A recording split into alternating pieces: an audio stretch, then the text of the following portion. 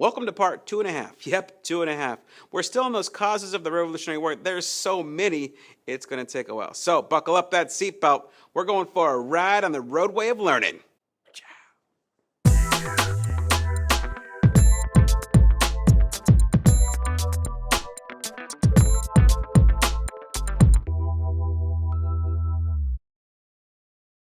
In our last video, we left off talking about the Boston Tea Party, what it was, and why it happened. Obviously, the king would not let this go without consequences for the colonists.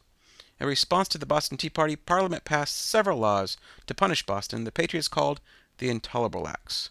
There were four main punishments created by these laws. First, Boston Harbor would be closed until the citizens of Boston paid for the tea dumped overboard. This would cut off all trade by sea and take away paychecks from many people in Boston. Second, they took control of the colony away from Massachusetts by limiting town meetings to once a year and replacing all government officials by people who were appointed by the king. The third thing they did was protect these government officials by only allowing them to be tried for crimes in Britain. This really meant they could do whatever they wanted to, because if they were accused of a crime, they would most likely not face any consequences since their trial would happen in Britain and there would be no evidence. Finally, the fourth act was the Quartering Act, which required the housing of British soldiers. Although many people talk about soldiers being housed in homes, there was a stipulation in the law that stated they must be housed in unused buildings. This was also the least protested act of the four. In the end, the laws would not stop the rebels. It would instead create sympathy for them and encourage more people to join the cause of revolution.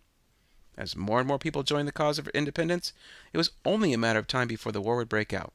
The first battles of the war were minor and unplanned clashes between the colonial militia and British regulars. The first encounter would take place at Lexington Green, just outside of Boston. The British had heard that rebels in Concord had a large supply of weapons that needed to be taken. In the early morning of April 19, 1775, British soldiers were marching to Concord when they noticed a militia assembled in Lexington. The British officer, Thomas Gage, decided he should disperse this militia before moving on to Concord. His soldiers lined up in formation across the green from the militia, and he gave them the order, "Go home! Clear the field!" The rebels refused, and they were at a standoff. Both sides knew that if they fired, they would be starting a war. Suddenly, a gun fired. Although we don't know who fired it, it would be known as the shot heard round the world, as it would be the first shot fired in a war that would create the United States. Outnumbered, the militia dropped back, and the British regulars affixed bayonets and charged, killing 8 colonists altogether.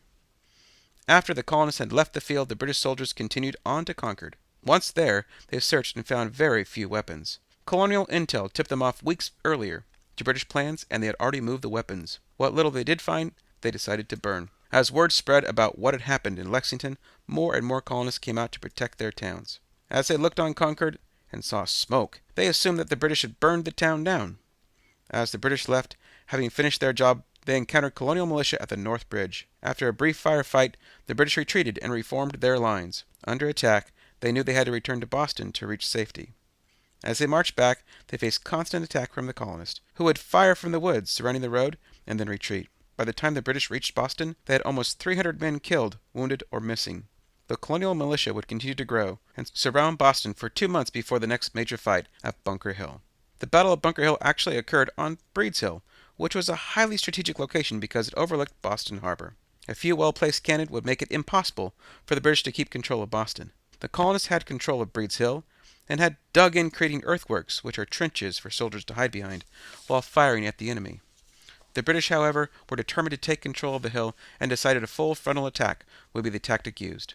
This tactic would lead to a great loss of life for the British, but also send a message to the colonists that the mother country was strong and would sacrifice much to remain in control of the colonies. I think we have a clip of this amazing battle. That's it! We took the hill! Yes, but over 1,000 of our men have been wounded or killed! Well, there you go. The British took the hill, but it would come with a high price, with over 1,000 British soldiers killed or wounded. With more and more violence between the colonists and Britain, the American makeshift Congress decided to reach out to the king with something called the Olive Branch Petition, which pledged loyalty to the king in exchange for dropping the taxes and trade restrictions put on the colonies. King George didn't even read the letter, stating that the colonists were in outright rebellion and would be dealt with by the army. This rejection led both sides to admit that war was at hand and would not be avoided. The only thing left for the colonists to do was to announce this decision to the world. This would be done through a document known as the Declaration of Independence. Once enough votes were given by the Continental Congress, Thomas Jefferson was given the task to write it. He relied on help and advice from Benjamin Franklin to come up with the document we know today. In this document, America announced to the world what rights they believed mankind should have, all the wrongs done to them by the king, and finally declare war, stating it was the only way to right these wrongs. This document endures today because of its ideals and bold stating of our independence.